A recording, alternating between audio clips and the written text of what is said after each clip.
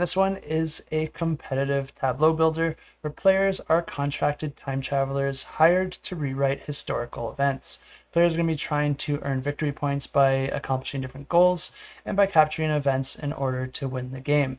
Players are going to be starting out with some own personal objectives that will allow them to earn victory points throughout the game, but then players will also be moving their characters around on the main board, performing 3 movements on their turn, activating any locations that they are able to land on.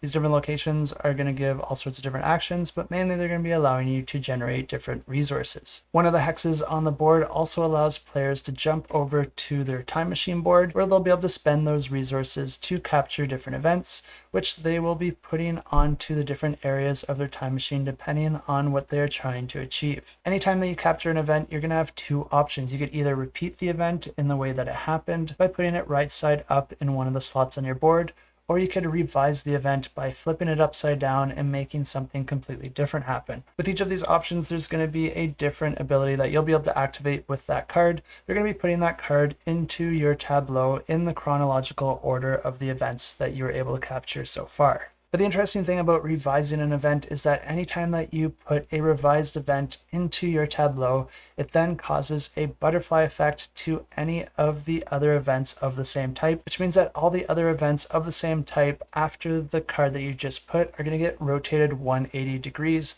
giving you access to the other ability of that card.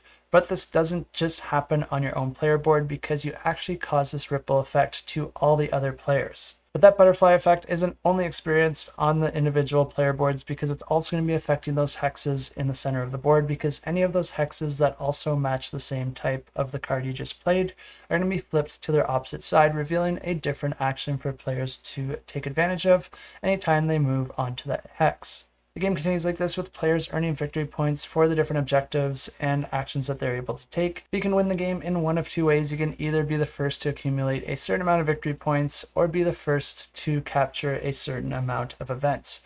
Whichever player is able to do that wins the game, and if you want to learn more, you can check it out. I got links in the description below.